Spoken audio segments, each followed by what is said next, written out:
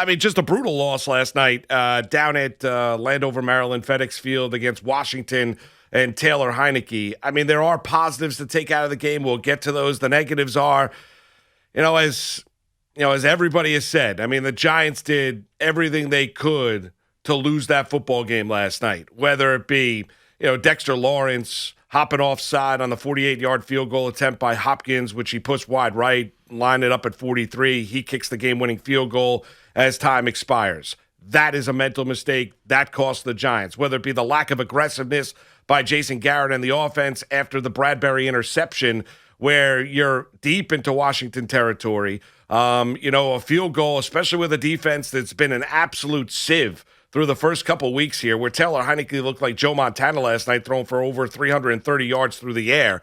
And you decide to run it, and then throw on third and long, 3rd and 7, in which Daniel Jones puts the ball a tad behind Sterling Shepard on a crossing pattern. But even if he makes the reception, he's probably going to be tackled where it had been a 4th and 1, maybe 4th and 1.5, Maggie. But the lack of aggressiveness there is, as well as Daniel Jones played last night, and all the naysayers, they shut up on a Thursday night, because Jones was brilliant. I mean, he was really good, whether it be running, you had the holding penalty, the Slayton drop touchdown. I mean, there's so many things to go along with it. But once Bradbury makes that pick, and then inexplicably, Washington decides to throw the football, and Heineke, Terry McLaurin doesn't look out for his quarterback at that stage, and Bradbury steps in front of him and makes the interception. At that stage, punch the ball in the end zone, be aggressive, go win the football game. I don't care about, not burning timeouts for Washington. Go win the game at that stage if you're the Giants. Don't settle for a field goal, especially for a defense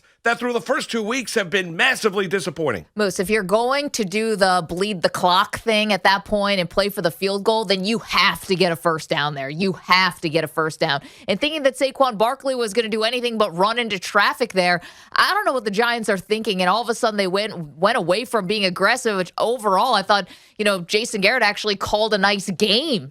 So I'll say it again. I thought Jason Garrett up to that point called a nice game. Up the tempo. But here's my problem, right? And this is where I put this losses on this coaching staff. Joe Judge said after the game that Dexter Lawrence didn't lose the game for them. Not one guy is responsible. I'm going to put this on the coaching staff, because we can look at all those pre-snap penalties, which every player in the NFL, current, former, will tell you the pre-snap penalties.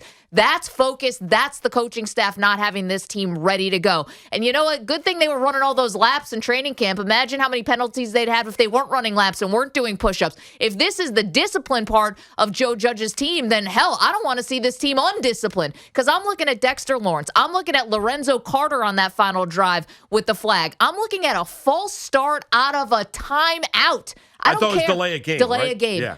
I don't care if it's early in the game. That was awful. I'm looking at back-to-back false starts on both of your tackles on a very important drive. I'm looking at C.J. Board on a holding call. You could say, well, this officiating crew was terrible. Call. It was a terrible call. C.J. Board cannot even potentially put himself in a position to be called for a hold there. I'm talking about being unorganized out of a timeout where you have McKissick just walking in for a touchdown there, Moose. I mean, there is so much. Yeah, no, I get it. And listen, that was, as Aikman pointed out in the broadcast, I mean, that was Heineke, and I think Rivera confirmed it after the game. That was Heineke changing the play at the line of scrimmage, going to McKissick on the run, Smart. do the defensive alignment, for sure. Everyone was on the right side. Yeah, right. And you could look at the Giants being Dexter Lawrence, where it's embarrassing. I mean, it is absolutely, for Giant fans across the tri-state area, when you were over the football and you get called for a false start on a 48-yard field goal attempt where the ball is right in front of you, that's embarrassing.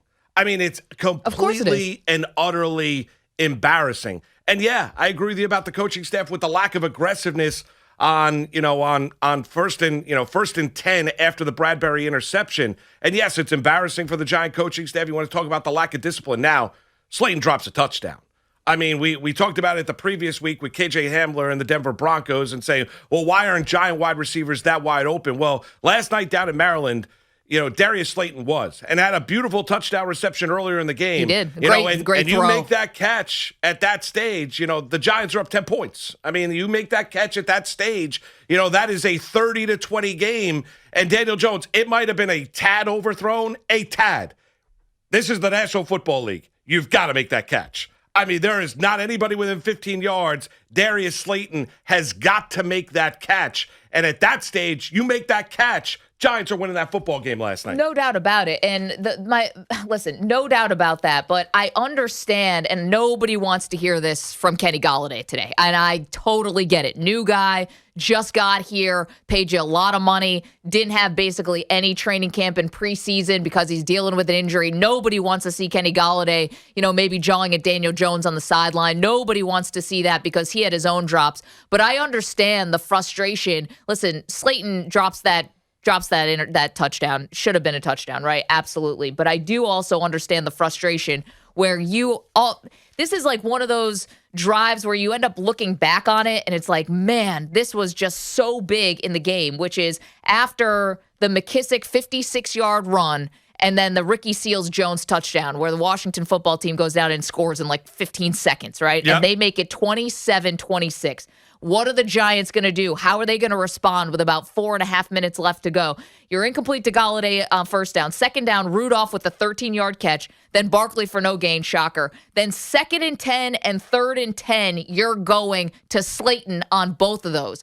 That's where I understand where Golladay would have been a little bit upset. This is like, it's because that Dexter Lawrence and all this stuff ends up happening on the final drive that we're not going back and talking about this.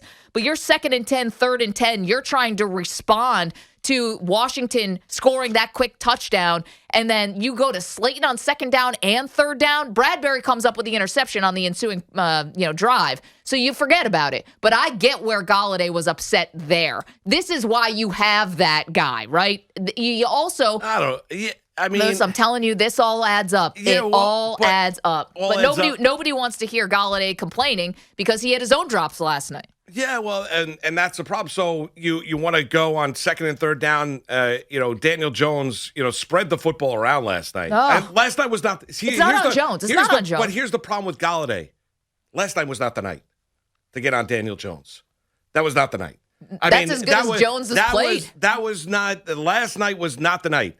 All the Daniel Jones detractors shut their mouth on it Thursday night because he ran for nearly 100 yards. He had nearly 250 yards passing. He had a long touchdown run that got called back on a bad holding call. He had another touchdown run from 8 yards out. He had a beautiful touchdown pass to Darius Slayton. He should have had another beautiful touchdown pass to Darius Slayton if he didn't drop the football. See, last night was not the night. I mean, I can understand, and we see it all the time and I don't really make all that big of a deal about it. Guys vent and they're frustrated, whether it be Terrell Owens, whether it be Andre Rison, all the time you see guys getting frustrated on the sideline. And Kenny Golladay, has talked about this offense taking a little bit of time to be able to get going. So even though that's going to be kind of a headline coming out of it, seeing Golladay, being very, very heated at Daniel Jones, I don't think he's going to have much of an audience from last night because Jones was the way. Mm-hmm. I mean, Daniel Jones last night and the play calling, the up-tempo nature. We talk about Jason Garrett, the lack of creativity. Here's where you give Garrett a ton of credit last night is, you know what? You know how you fatigue a great defensive line, whether with Payne, Reed, Sweat, and obviously and Chase Young, is you go up-tempo. And that is what the Giants did. Jones looked very, very comfortable doing up-tempo. There were a couple times where Garrett was a little frustrated that they didn't get to the line of scrimmage quick enough in order to run the very next play. Running the up-tempo offense helped out that offensive line after the Gates injury and really how beleaguered this offensive line has been for the last 7-8 years. Love the play, some of the play designs, not all of them, but going up tempo and Jones being creative with him and those bootlegs was absolutely fantastic. It was great to see, and Jones throws such a pretty ball. I mean, he really does. The deep ball. It was really great to see him have such a fantastic game. He plays well. The pass protection holds up, and you lose that game. I mean, it's a terrible loss. And here's the other thing, too, about Garrett. I'm going to give him the credit. And I will give him credit for having a better game plan. You're right about, going up against that Washington front and making those guys tired and everything. But then when it was the most important point of the game, after the interception, you went scared again. And they got conservative. Agreed. But if you're you can get conservative there. Other coaches will do that. You have to get the first down. If you're going to play that way. I think they're trying to get the first down. They're trying to bleed the clock. Well, the best way. But you got to get the first down. I mean, they're trying to run the ball to gain the first down. Their goal wasn't to run the ball twice for 3 yards. No, I get that, but that's their who goal Saquon was to Barkley hopefully have is.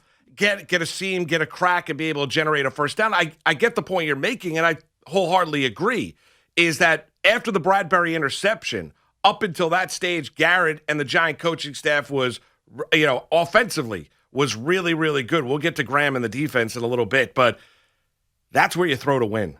Jones was feeling it. He was making, and I know he had a couple of errant throws. I get it. But for the most part, Daniel Jones played a really, really good game last night. That's where I'm putting on my quarterback.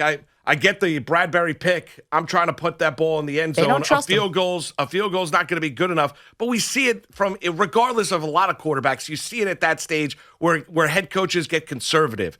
Now, you could get conservative if it was the Giants defense from a year ago. That is not the Giants defense that we've seen here for the first 2 weeks of the season. They can't generate a pass rush whatsoever. Guys are running free in the secondary. They're playing awfully soft in that secondary as well. Finally, at the end of that last drive for Washington, they finally tightened up their coverage and started to play a little bump and run, which finally, otherwise they were laying 6, 7, 8 yards off the line of scrimmage. Bradbury was toast against Terry McLaurin up until that interception. So the defense is not one to rely on. That's where also, if I'm taking that, I get the Bradbury pick. Jones is feeling it. I'm deep in Washington territory. My defense has yet to find their stride yet in 2021. That's where I'm Joe Judge and I'm that coaching staff. I'm saying, listen, we cannot run it. We've shown outside of Jones breaking and having those designed runs, Saquon Barkley averaged a tad over 4 yards per carry. The offensive line, not great run blocking. We know that. I'm throwing to win there in the Giants pass. Well, and Saquon Barkley, you can't even talk about the average because it was one long run, the 41-yard run for Barkley, which was beautiful. Those are great when he's able to do that early in the game. And then the rest was like 12 carries for 16 yards. I mean, it's not that's Saquon. Well, that's the Barkley way, That right? is Saquon. But are the Giants allergic to going for it on fourth down? Because I would even say back it up. We want to talk about after the interception for sure. And let's talk about it and let's keep talking about it because it was a massive part of the game. But I'm even looking before that, before the Seals-Jones touchdown. So you have a drive here, the one where the Slayton incompletion, right? The big drop that he had. Then you go to Barkley for 5. Then you get the back-to-back false starts. The first one on Nate Solder, the second one on Andrew Thomas. You're looking at 3rd and 15. And look at Daniel Jones. Comes up with an 11-yard run, Moose. So at that point, now you're 4th and 4 at the 37. Can you not go for it there? You make the score 26-20 with basically 5 minutes left to go. Why not go for it there? That, to me, was the perfect time to be aggressive there. Daniel Jones on the run. The reason why you're backed up is because of the stupid penalties. And then you give it back to Washington. They score in 2 plays. It's that's where I'd love to see it happen. That's where I'd love to see it. 4th and 4 at the 37. That bothers me. That really bothers me. They didn't go for it on any of the 4th and shorts that they had. They had a 4th and 2, 4th and 3, and a 4th and 4. I think they got conservative the whole time. Yeah, I think facing 3rd and 15 and you get yourself into field goal range, and Gano's been great. He had 5 field goals last night. He's got that streak going, hits it from 55. You don't have anything in the playbook for a 4th and 4? Oh, I'm sure they do. Yeah. It just did not bother me. That stage. I think they wanted to go up by 6 for whatever that does for you. Exactly. But it made it a field goal game. I don't think that there's that's probably down the list on me. And at the time, it didn't bother me that they kicked the field goal. So I'm not going to scream and holler about it on this Friday morning. But there's a lot of, whether it be the Lawrence, Slayton dropping the touchdown, the penalties. The drive when they're up 7-0 and they're at the Washington, 27-yard line coming out of a timeout. If you've got the back-and-back penalties, you end up punting, which gains you 28 yards after the punt because I think Washington took over about their own 10-yard line after the punt and decide not to try and push all those things. I mean, it all adds up to missed opportunities. The bad call on Jones on the long touchdown run, as Aikman said, watching that flag come out last night. But that's neither here nor there. I mean, Dexter Lawrence doesn't pop up offside and jump the gun. The Giants are winning that game last night. 877-337-6666, Giants fans. Man. Brutal loss. I just don't even know. I don't even know. I mean, the thing you're thinking about is once you eventually get over this and time kind of, numbs the pain a little bit, at least you got Atlanta next week. But what's the calling card of this Giants team right now? Because you had a good game from Daniel Jones, but I don't know if you expect all of a sudden now he's turned this corner. You got to wait and see. He's coming off a great game. but the defense was supposed to be the calling card. Yeah, and that's why I said it was so The surprising. discipline was supposed to be the calling card. Yeah, the defense. Attention to detail. The defense was a disaster week one and was not particularly good last night. Now they got 10 days to work on it, and they're Patrick Graham and company and all the assistants on that staff defensively are going to have to get to work because they've got to do something to be able to generate any sort of a pass rush because there was none. There was a little bit more against Denver. There was next to none, against Taylor Heineke last night. There really wasn't. I mean, Daniel Jones, there were times that he was getting hit and he stepped up in the pocket. The offensive line, pass protection-wise, did a good enough job against a really vaunted defensive line for Washington. And I think the pace of the play really helped out that offensive line and helped out the Giants as well. I mean, where was the rush on Taylor Heineke? There was nothing. I mean, he could sit back there all day long and do exactly what he wanted to do. That's got to change because if it doesn't, the secondary and the Giant defense is going to continue to get exposed. It's a brutal loss. I mean, and any way you cut Heineke it. gifted you the interception. Fifth straight year, they're 0-2 to begin the season. Fifth straight year, they're 0-2. It was supposed to be different this year. You know what? Results are results. That's how you judge it. So we could all talk about how the offense looked a lot better last night. In the end, the Giants lost a bad game, a game they should have won, but we've said that a lot about the Giants as of late.